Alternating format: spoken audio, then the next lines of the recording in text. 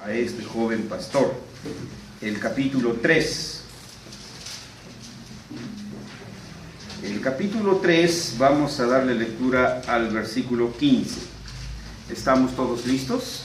Primera de Timoteo, capítulo 3, versículo 15. Vamos a esperar a nuestros hermanos músicos, bueno, algunos.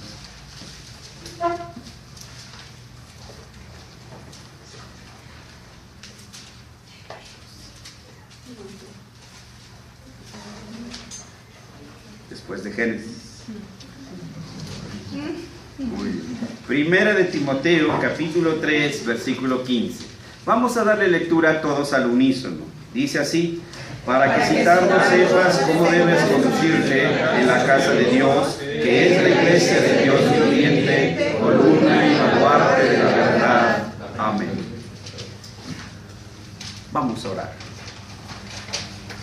Nuestro amado Dios, nuestro Rey, nuestro Dios y nuestro Padre. Señor, venimos ante ti como siempre, arrobados por tu gloriosa presencia, por tu gloriosa majestad, por tu paciencia inconmensurable para con estos tus hijos rebeldes y contumaces, imperfectos y débiles, Señor. Padre, queremos pedirte que en esta hora, con el poder de tu Evangelio y el poder de tu Espíritu Santo, nuestras vidas sean confrontadas con nuestra manera de ser, con nuestra manera de vivir, y que, Señor, seamos movidos a vivir no de acuerdo a nuestros impulsos, a nuestros instintos, sino de acuerdo a la obediencia perfecta que debemos a tu poderosa palabra. Señor, haz esta merced a tus siervos, que vivan y guarden tu palabra. Abre nuestros ojos, Señor, para que podamos comparar todo lo que hacemos y todo lo que vivimos a la luz de tu palabra. Y avergonzados, abandonemos, Señor, esos malos hábitos pecaminosos, Señor, que todavía nos subyugan. Y que resueltos deseemos solamente vivir haciendo tu perfecta voluntad. En el nombre de Cristo Jesús. Amén. Amén. Seguimos con el estudio del noveno mandamiento. El noveno mandamiento, como ustedes verán, que hemos partido de Éxodo 20, versículo 16. No hablarás contra tu prójimo falso testimonio. En este proceso nos encontramos de explicar qué significa, qué es lo que exige Dios en este mandamiento. Y habíamos afirmado en la primera participación que Dios odia la mentira y que Él insta a que su pueblo esté siempre por la verdad. Sin embargo, no vamos a poder saber qué es la mentira, no vamos a poder definir qué es la verdad si seguimos dependiendo de nuestros presupuestos, si seguimos dependiendo de nuestras perspectivas, si seguimos dependiendo de nuestras propias definiciones y conceptos. Y si en este camino seguimos, entonces la mentira se convierte en relativo y la verdad también se convierte en algo relativo. Porque mi verdad será una, la verdad de usted será otra, la verdad de usted será otra, y esto entonces sería una Babel. Mi verdad frente a su verdad frente a mi verdad, siempre nos llevará a confrontaciones. ¿Qué es lo que necesitamos entonces? Que su concepto de verdad, mi concepto de verdad, pase por el sedazo de la Escritura. Que su concepto de mentira y mi concepto de mentira pase por el sedazo de la Escritura. Verdad es lo que Dios ha dicho que es verdad, no lo que yo supongo que es la verdad. Así que por eso era necesario establecer primeramente un absoluto, hermanos, para poder entonces entender qué es lo que Dios está exigiendo de su pueblo. No hablarás contra tu prójimo falso testimonio. Hay 3 palabras claves aquí. El hablar. ¿Acaso Dios nos está exigiendo que nos pongamos una cinta adhesiva aquí en la boca? Por supuesto que no. ¿Acaso Dios nos está pidiendo? ¿Qué es lo que queremos entender por prójimo? ¿Quién es mi prójimo? Aquel que tiene la suficiente inteligencia para actuar como yo actúo, entonces ya perdí. Porque entonces soy selectivo, soy elitista. ¿Sí? ¿Y qué es lo que significa falso testimonio? Nada de esto podríamos entender si primeramente no entendemos un absoluto. Y el absoluto es la palabra de Dios. Hemos hablado de lo que la iglesia tiene que hacer con la palabra. Y una de ellas es sostenerla. Y para sostenerla dijimos en primer lugar que tiene que amarla. ¿Recordarán? Y explicamos cómo podemos y debemos de amar la iglesia, la palabra, la verdad. Otro de sus puntos para poder sostener esta verdad es confesar la verdad. Y explicamos que en todo momento, en toda acción, con nuestra vida, cómo nos vestimos, cómo hablamos, cómo actuamos, cómo jugamos, cómo trabajamos, todo eso es una permanente confesión de fe.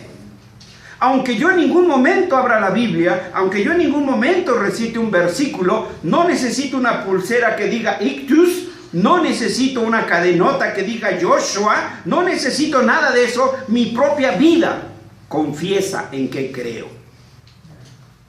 Todo lo que yo hago, todo lo que yo digo, es una permanente confesión de fe en lo que yo creo y en lo que yo hago. Finalmente mencionamos que para poder sostener la verdad, la iglesia debe preservar esa verdad. De la misma manera, ¿sí?, que al maestro se le dio la tarea de enseñar, al ejército de defender, a la iglesia se le hizo depositaria de la verdad. Es a nosotros quienes se nos depositó la verdad, como acabamos de leer en el pasaje, que a los judíos se les dio la palabra, se les hizo depositarios de la verdad.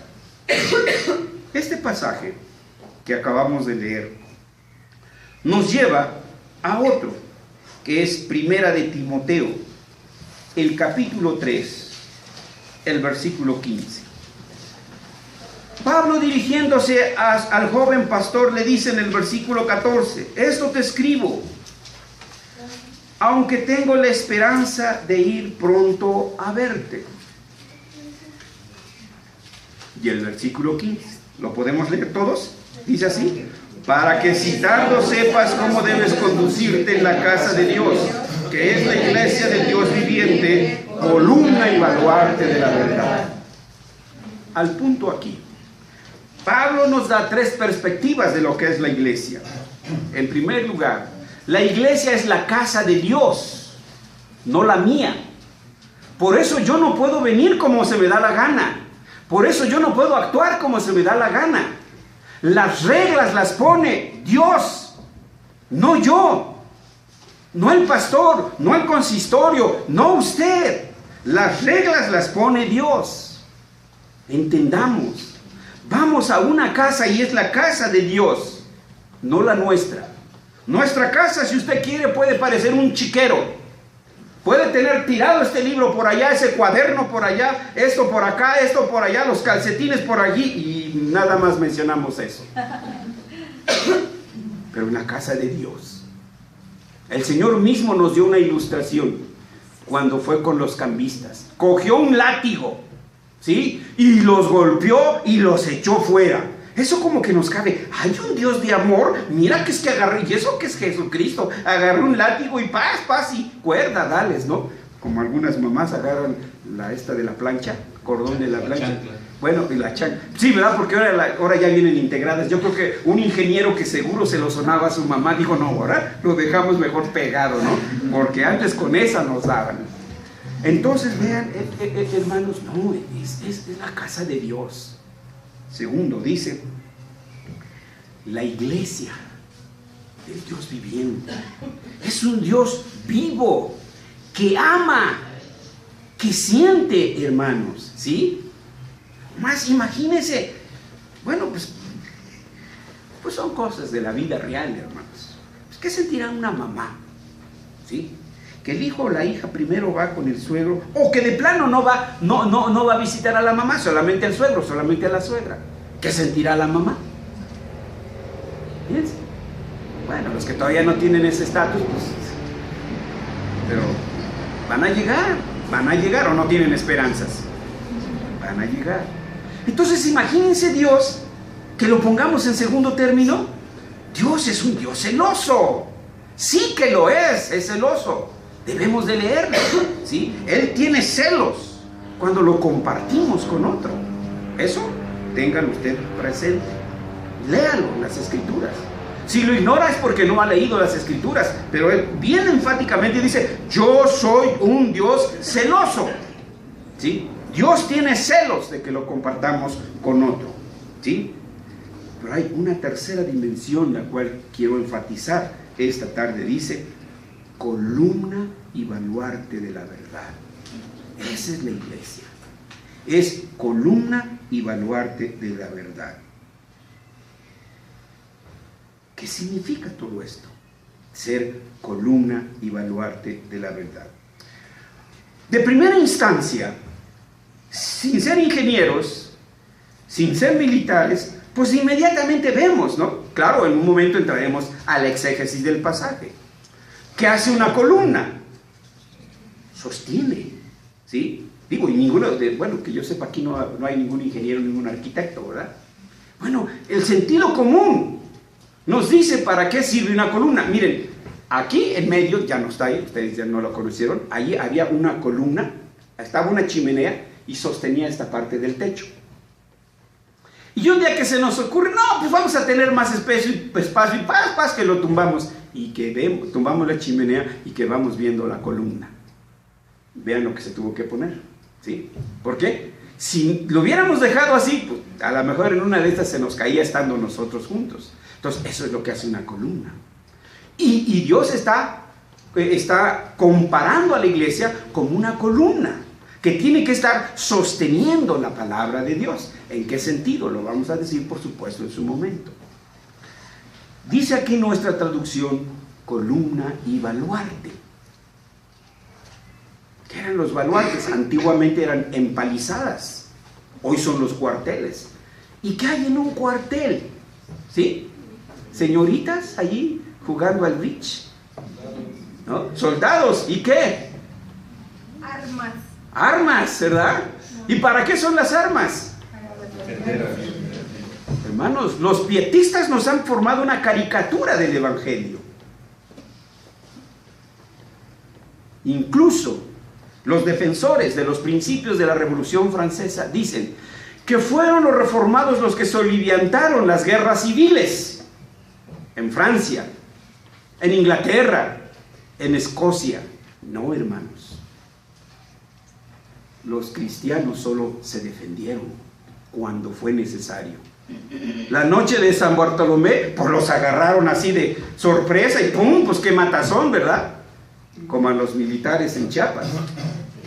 Domingo, ya festivo, pues les cae de repente. ¿Quién esperaba un país que supuestamente estamos en paz? No, pues hicieron matazón. Pero ¿qué tal la respuesta? ¿Sí? ¿Qué tal la respuesta? La respuesta fue inmediata. Eso pasaba con el pueblo también. Entonces, cuando habla de baluarte, ¿habla de qué? De defender. Y que quiera el Señor que no nos ponga en esa disyuntiva. Pero si va a llegar el momento, vamos a tener que hacerlo. ¿Sí? Vamos a tener que hacerlo. Pero, vamos entonces a la exégesis. Estas son las ideas primarias que nos da el pasaje a leerlo así de repente. Pero como dice nuestra confesión de fe, en el capítulo número 1 y en su párrafo 7 y en el 8 que también lo complementa, ¿sí? que cuando existen algunas divergencias en cuanto al entendimiento del significado de la palabra, es necesario acudir a los idiomas originales en los cuales fue escrita la Biblia para poder dirimir cualquier controversia. Eso está allí en la confesión de fe. Por eso nosotros exigimos de nuestros pastores un manejo, ¿sí? No superfluo, sino así, bien entendido, de los idiomas de la Biblia, del hebreo y del griego. Hoy cualquiera con lo meten en el microondas y pum, ya sale pastor. No aquí, por supuesto, en algunos otros lugares, ¿sí? Y ya es pastor. El Nuevo Testamento, ustedes recordarán, fue escrito en griego. Y esa frase donde dice columna y baluarte de la verdad, lo leemos en griego así. Escuchen: stilos, kai, edraioma, tes aletheías. ¿Le entendieron? Qué bueno, hermanos, para así no me van a exigir tanto. No, no es cierto, hermanos. No, líbreme Dios. No haría yo jamás eso. No, esa es la tarea del pastor. Explicarle al pueblo las palabras, tilde por tilde y coma por coma. Para eso ha sido separado. Por eso no es ingeniero, por eso no es abogado, por eso no es médico, por eso no es esto. Porque él debe de estar inmerso en la palabra de Dios. No puede vender molito los domingos o abón para ayudarse los domingos. Su trabajo es este. Y debe de estar, como dicen los militares, 25 horas de las 24 que tiene el día, inmerso en la palabra de Dios. Veamos entonces, stilos, que se traduce como columna. Es la palabra griega que usa el apóstol Pablo. Cuando ahí donde dice columna, la palabra griega es stilos, que significa columna, que significa pilar, que significa sostén. ¿Qué dijimos al principio de la explicación de este mandamiento? Que la iglesia debe sostener la verdad. Ahí está su refrendo bíblico, hermanos, que no es simplemente se me ocurrió. Ahí está en las escrituras. Tenemos un problema exegético, porque la siguiente palabra griega es edraioma. Esta palabra edraioma, fíjense, lean su Biblia cómo dice, columna y baluarte. Correcto. Ahora, donde dice baluarte, en griego dice edraioma. ¿Cómo se traduce edraioma? Edraioma se traduce base, sostén, apoyo. ¿Dónde ven la palabra baluarte? No, ¿verdad? Ya se equivocó don Cipriano y Valera. Híjoles, hay que juntar leña verde, ¿no? Porque, pues miren qué traducción hizo, ¿no? ¿Por qué puso ahí baluarte cuando aquí dice base, sostén, apoyo? ¿Se equivocó? No, hermanos. Y todavía para completarle otro poquito, después del hebreo y después del griego, la lengua en la que más se difundió la palabra de Dios fue el latín. Y en latín leemos Ecclesia Dei Vivi columna et firmamentum veritatis. ¿What? La iglesia del Dios viviente, columna, reafirmando, et y firmamentum. En nada se parece a la palabra baluarte. Aquí tenemos un problema de interpretación, ¿verdad? Ese es el trabajo del pastor. Esa es su tarea por antonomasia. Es exégeta de las escrituras, ¿sí? Así que, si usted piensa ser pastor, pues empiécele ya, hermanos. Tenemos 12 horas de la noche para que empiece a estudiar hebreo y griego, ¿sí? También. ¿Cómo resolvemos este problema, hermanos? Ahora sí que pues ya nos metimos en apuros, ¿no? Porque stilos dice columna, apoyo, sostén. Firmamentum, si usted va a un diccionario de latín, dice apoyo, sostén, prueba, confirmación. ¿Dónde está la palabra baluarte? ¿Hay que tirar nuestras Biblias o de plano arrancarle esa página? No, hermanos, de ninguna manera. Debemos de recordar que en la filología existe una frase lingüística o un recurso lingüístico que se llama usus loquendi. ¿Qué es el usus loquendi? No tiene nada que ver con los loquitos, de ninguna manera.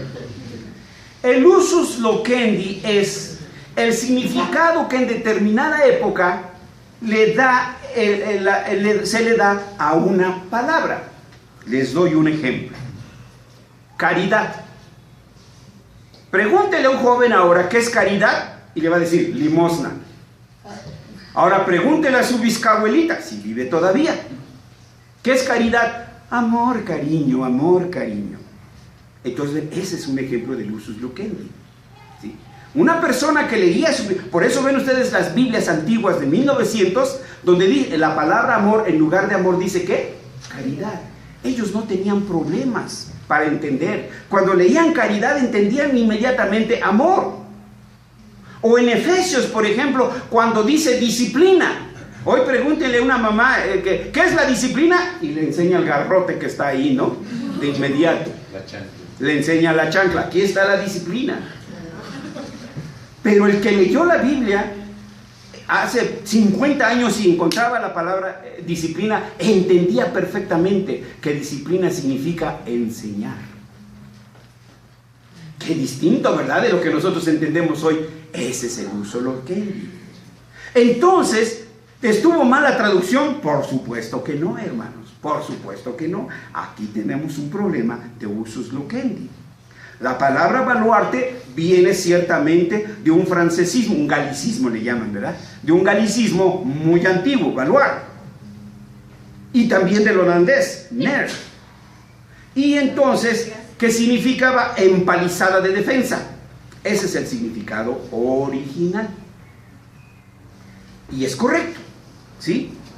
Sin embargo, cuando uno sigue investigando y investigando y ve que en el usus loquendi, baluarte, ¿qué significaba? Escuchen, baluarte, obra de fortificación que sobresale en el encuentro de dos cortinas o lienzos de muralla y se compone de dos caras que forman un ángulo saliente, dos flancos que las unen y un muro y una gola de entrada. Híjoles, tampoco, ¿verdad? Necesitamos un arquitecto que nos las explique, ¿sí? Pero miren, hermanos, recuerden, cuando el Señor habla de las piedras, dice, y que Jesucristo es la piedra, ¿qué? Angular.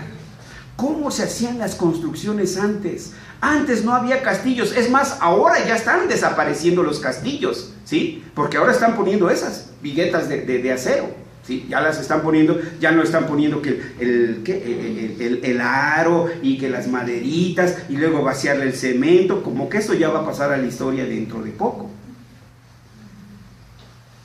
Pero ¿qué otro significado tiene esta palabra baluarte? Escuchen. Cada uno de los apoyos de piedra, adobe o ladrillo que sostienen la techumbre de ciertas construcciones, como graneros, hornos, enramadas. En resumen, ¿qué era un baluarte? Pues lo que hoy conocemos como cimiento. Como un castillo. No, un cimiento. Vea usted. ¿Cómo hacen las casas ahora? ¿Sí? Hacen una zanja, le tiran una columna, le echan cemento. ¿Para qué? Para que sostuviera la columna. De otra manera la columna se vendría abajo y el techo también. Ese es el significado que también tiene baluarte. ¿Es correcto que es una fortaleza militar? Sí, pero también es correcto que era ¿qué? Un cimiento. ¿Cómo sabemos si Pablo está usando la palabra como fortaleza militar o como cimiento? Por el contexto, hermanos, por el contexto. Entonces, evidentemente, Pablo aquí está hablando de que la iglesia es el cimiento de la verdad. Y está la columna que va a sostener. Entonces necesitamos un firme, que le llaman, un firme, y luego la columna para que pueda sostener el techo del edificio, que es la casa de Dios. ¿Ya lo entendimos, hermanos? Ahora sí, ¿podemos seguir? Bueno, ahí nos vemos, ya me voy. No, tampoco, ¿verdad? Tampoco. ¿Para qué sirve? A fin de cuentas, bueno, pues sí, ya me dieron una lección académica de teología, ¿y ahora qué? ¿Cómo lo voy a aplicar en mi vida práctica? En mi vida cotidiana. Eso también tenemos que verlo. Entonces, ¿qué es entonces cuando nosotros decimos o cuando entendemos esto? ¿Qué es lo que Pablo está mencionando? Acuérdense, el contexto atrás dice, para que si tardo sepas, ya cerraron su Biblia, hermanos. ¿Cómo debes conducirte? Gracias. ¿Cómo debes conducirte? Ahí está el punto, hermanos. No es como tú quieras, no es como se te dé la gana, es como Dios dijo. Y si no lo haces, eres un rebelde. Y si no lo haces, eres un contumaz. Pero no digas que el Señor no te lo dijo, ¿sí? No digas, porque allí está. Por tanto, la iglesia del Dios viviente es columna y fundamento de la verdad.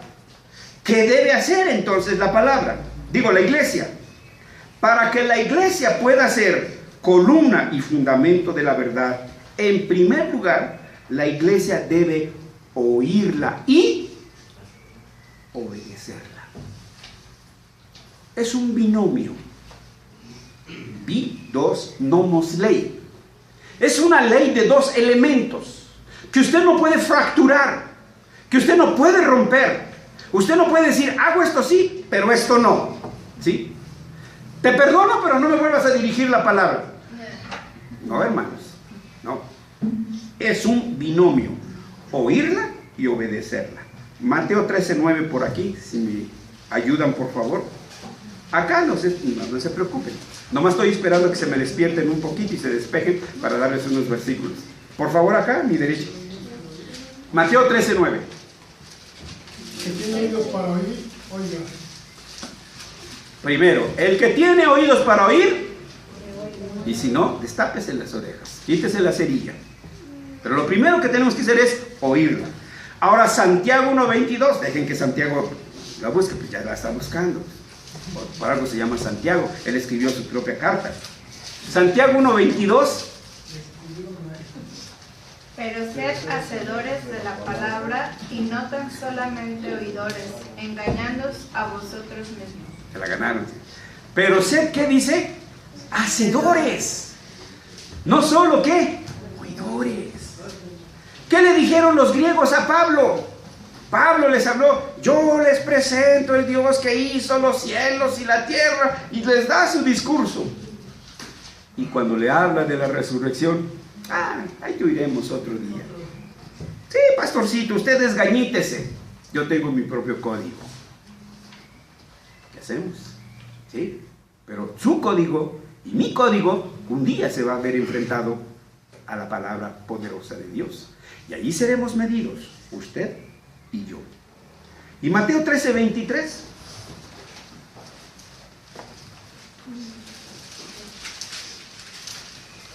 Mas el que fue sembrado en buena tierra es el que oye y entiende la palabra y da fruto, y produce a 100, a 60 y a 30 por uno.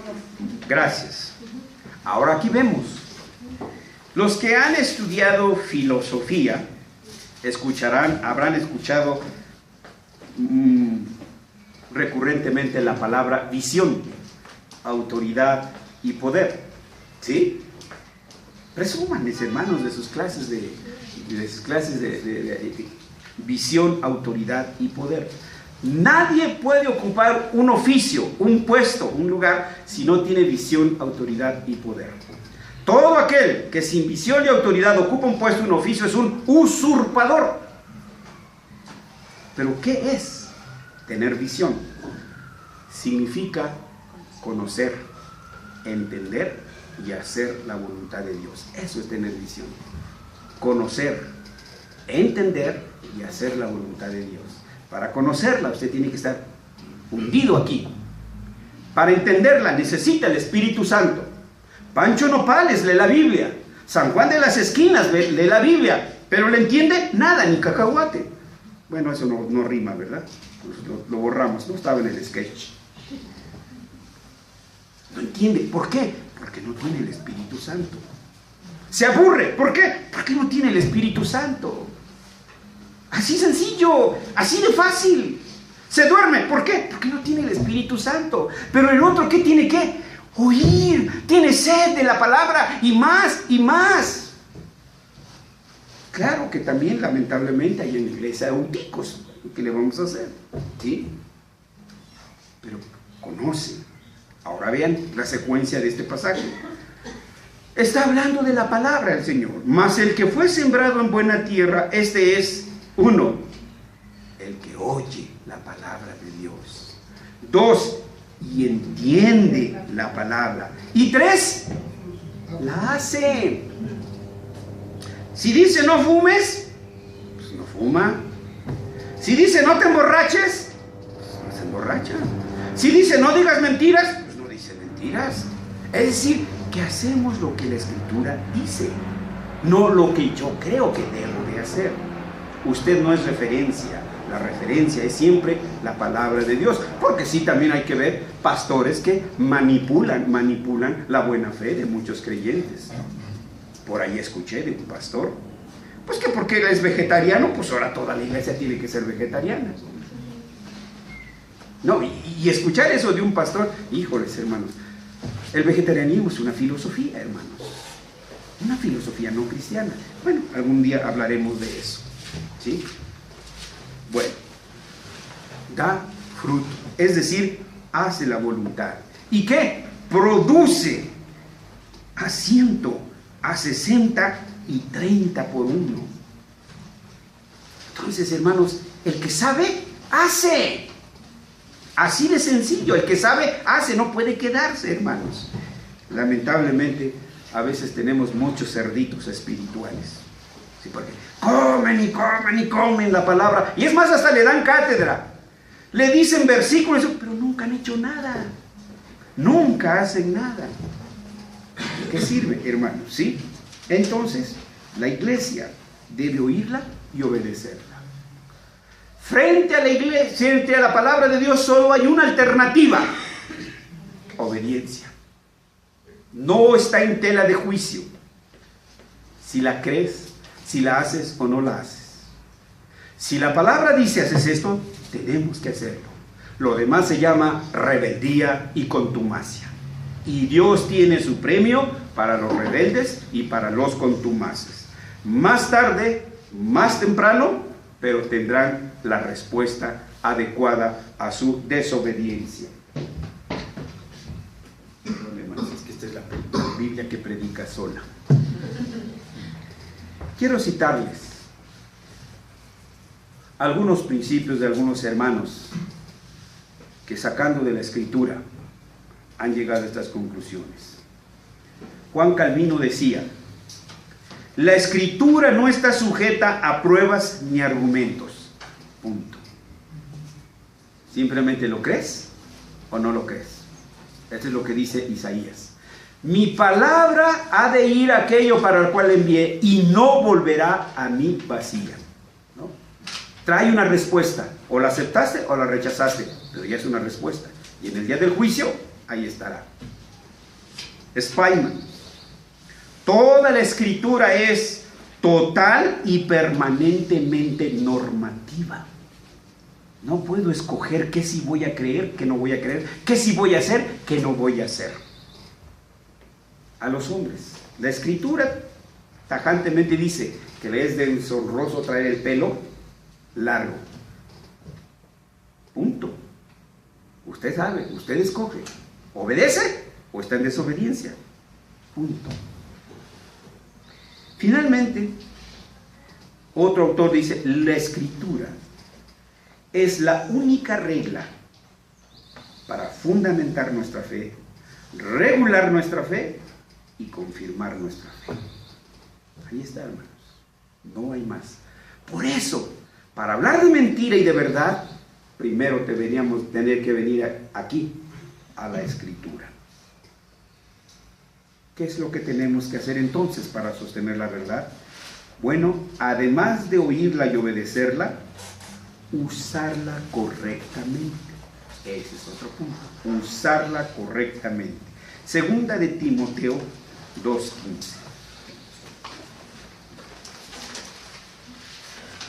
Segunda de Timoteo 2:15. ¿Alguien Procura, Sí, por favor. Procura con diligencia presentarte a Dios aprobado, como obrero que no tiene de qué avergonzarse, que usa bien la palabra de verdad. Que usa bien.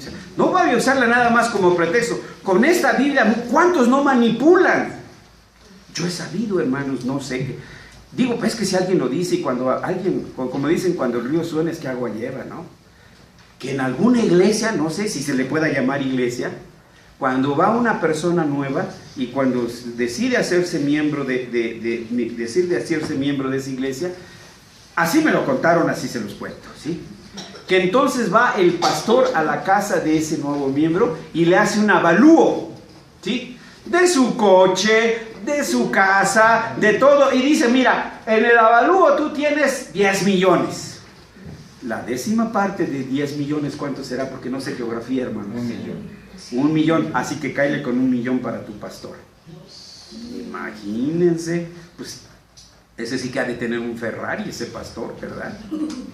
Sí, hermanos, usan la palabra para manipular a la gente, ¿sí? ¿Qué les venden? Agüita del río del Jordán. ¿Qué tiene el H2O del Jordán que no tenga el H2O de aquí? Es exactamente la misma.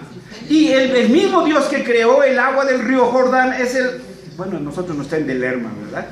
Del río Lerma. Es el mismo creador. Pero vean cómo manipulan a la gente. Y aquí dice, ortotomouta, que trazas bien la palabra de Dios. O sea, que debemos darle un buen uso, con temor y temblor, a la palabra de Dios.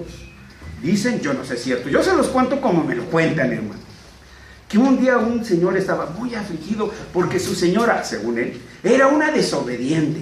No me obedece, nunca la encuentro en la casa, nunca hay de comer, nunca, nada hay allí. Y pues va con el pastor. Y dice, mire pastor, mire que mi esposa esto, que mi esposa lo otro, que ya no la aguanto, ya no qué hacer. Y le dice el pastor, bueno, pues dele con la Biblia, hermano, dele con la Biblia. Sí. Y llegando a la casa, que agarra, tas, que le da con la Biblia. No, hermano, es que tenemos que apelar siempre a las Escrituras, no que le dé así tras, ¿no? Es decir, cada vez nosotros debemos de apelar, pero a las Escrituras. Que la fuerza de nuestra verdad esté siempre, ¿qué? Apoyada por las Escrituras. Entonces ya vimos 2. 1, la iglesia debe oírla y obedecerla. 2, la iglesia debe usarla correctamente, ¿sí? No nada más para sus propios provechos. Tercer lugar, la iglesia debe defenderla.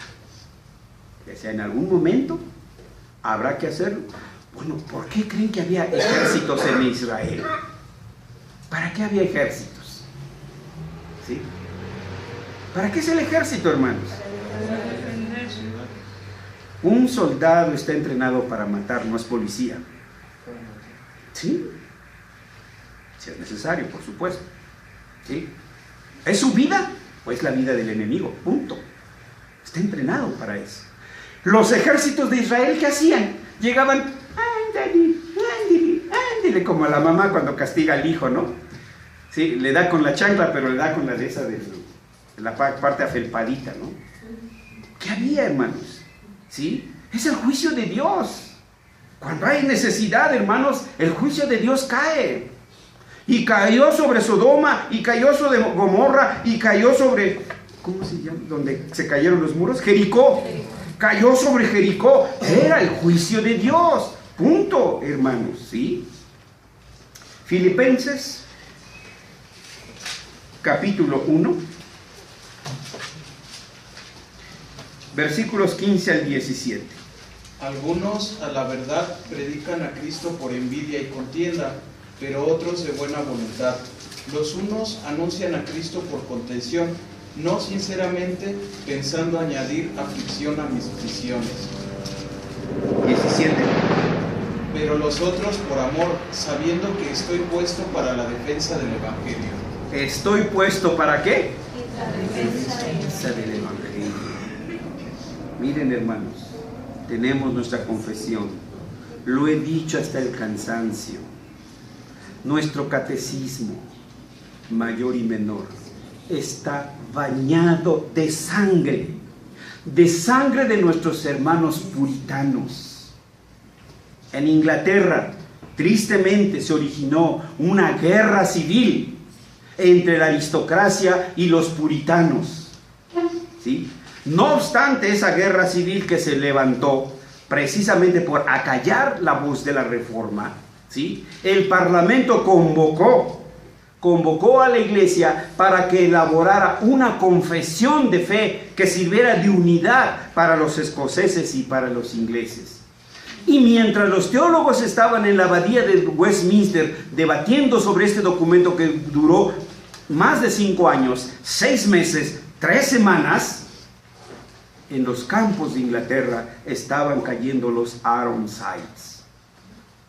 No eran militares entrenados. Fue un ejército improvisado. Cuando en aquel entonces capitán Cromwell se dio cuenta de ello, vio que para poder enfrentar a la aristocracia tenía que entrenar a sus militares improvisados, y se dedicó a eso. En la siguiente batalla van para abajo los aristócratas, ¿sí? Y bueno, se hizo la guerra. Escocia también, hermanos. Y así podemos citar los países. Se tuvieron que defender, ¿sí? Cuando sea necesario. Nosotros no tenemos que ser agresivos, ni Dios nos alienta para ser agresores. Vean ustedes, ¿cómo se llama la Secretaría del Ejército nuestro en México? ¿Secretaría de qué? Secretaría de la Atacanza Militar. De la defensa. No, es de la defensa, ¿verdad? ¿Cómo se llama el ejército israelí? Ejército de Defensa Israelí, ¿sí? Para eso es el ejército, ¿sí? Para defender, no para ir, ¿sí? Pero va a salir mejor me callo, ¿no? Físico, no como los americanos, ¿no? Que vienen y pum, nos invadían. Ahí todavía pedían, pues que venga el general que me tocó a pedirme disculpas, si no les declaramos la guerra. El general se negó a dar disculpas y pum, que nos invaden allá por Tamaulipas. Bueno, así es. Entonces, hermanos, sí, cuando haya que defenderla, hay que defenderla. Esa es tarea de la iglesia. La palabra, siempre. Finalmente, hermanos, la iglesia debe mostrar el poder de la palabra por el testimonio de una vida consagrada. Pablo decía, vosotros sois mis cartas. Por eso le decía, la dama no tiene que traer aquí unos aretitos que digan shalom. Bueno, si le gustan, eso es distinto, ¿sí? Ni una camiseta aquí, Cristo salva, ¿no? Y tantas chucherías que hoy se ponen. Que hasta Justin Babas es cristiano porque se hizo un tatuaje por aquí en una pierna. No, hermanos, no. Nuestra vida predica cómo hablamos, ¿sí? Cómo actuamos. Es más, vamos a la palabra. Colosenses capítulo 3, versículos del 15 al 17. ¿Alguien lo puede leer? Y la paz de Dios gobierne en vuestros corazones, a la que asimismo fuisteis llamados en un solo cuerpo. Perdón, es del 12, disculpas. Sí. Vestíos pues como escogidos de Dios, santos llamados de entrañable misericordia, de benignidad, de humildad, de mansedumbre, de paciencia. Hasta aquí un segundito. Ahí va la lista, hermanos. Así que hoy sí hay que mandar por las pizzas, yo creo que comemos aquí. Porque nos vamos palabra por palabra, tilde por tilde. Vestíos como escogidos de Dios, santos, esos somos, ¿sí? Y amados. Uno, de entrañable misericordia. Cordis, corazón, ¿sí? Que si el hermano enfermo, tú te duelas de que esté enfermo. Que si el hijo de la hermana está enfermo, tú sientas como que es tu hijo el que está enfermo. Que si el hermano sufre, tú sufras con el hermano. Como decía el apóstol Pablo, quien llora que yo no lloro, quien sufre que yo no sufra. Hay empatía entre nosotros. Es una entrañable misericordia. Nos dolemos con los que se duelen y nos alegramos con los que se alegran. Esa es la vida cristiana, hermanos. De benignidad, siempre dispuestos a dar. El maestro decía, más bienaventurado es que dar que recibir. No, mire, pero todo lo que cash, ¿sí? Vénganos tu reino. Cuando se trata de dar, híjoles, no tengo, hermano, mire, pues nomás que me caiga lo de la tandita, ahí le doy un apartadito, ¿no? No, hermanos, de humildad. Muchos de nosotros no existe esa palabra en nuestro vocabulario. No existe esa palabra, ¿sí? Mansedumbre, menos, si nos han enseñado a pelear. No, cuando te den todo, dale, y si no, yo te doy por sonso. Entonces vean, ¿a dónde estamos aventando a nuestros hijos? ¿Qué les estamos enseñando a nuestros hijos? ¿Sí? Por supuesto que nuestros hijos no son ni sonsos ni dejados, ¿sí? Pero debemos entender cuándo es defensa, cuándo es agresión. Ellos también deben de entenderlo. Paciencia. ¿Ya contaste del 1 al millón? ¿Sí? Te dije, mira nada más. ¿Ya contaste del 1 al millón? No, hermanos, aquí todos salimos tronados. Versículo 13. Soportándoos, ¿qué? Unos a otros. No, mejor ni le sigo leyendo, porque hermanos, el primero que sale aquí tronado como chicharrón soy yo. Porque vean ustedes, no podemos cumplir con esto.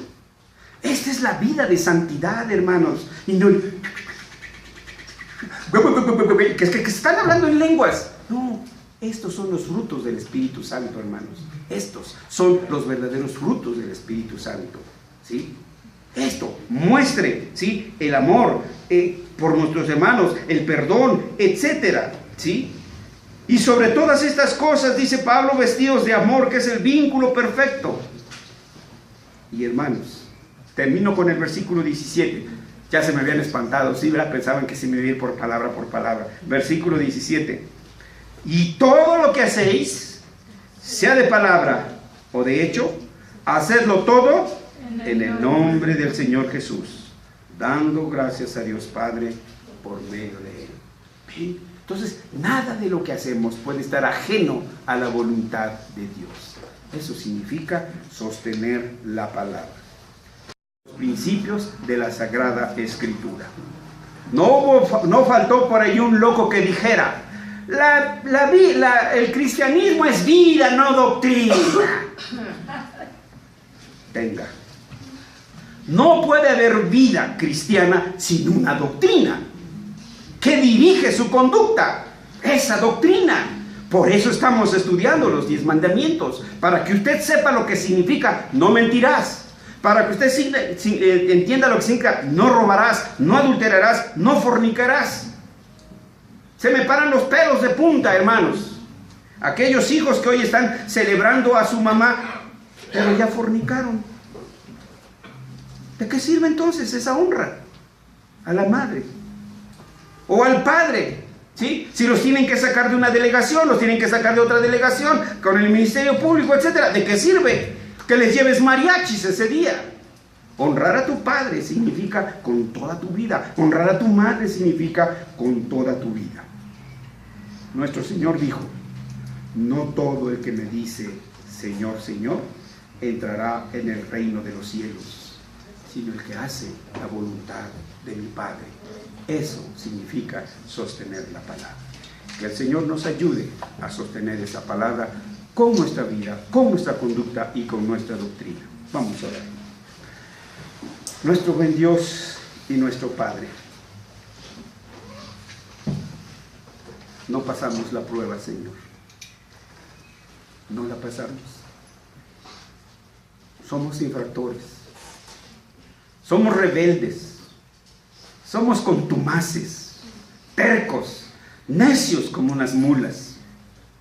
Porque tu palabra es clara, Señor, pero nuestro corazón es rebelde. Padre, si tú no transformas nuestro corazón con tu poderosa palabra y con tu Espíritu Santo, ¿qué será de nosotros?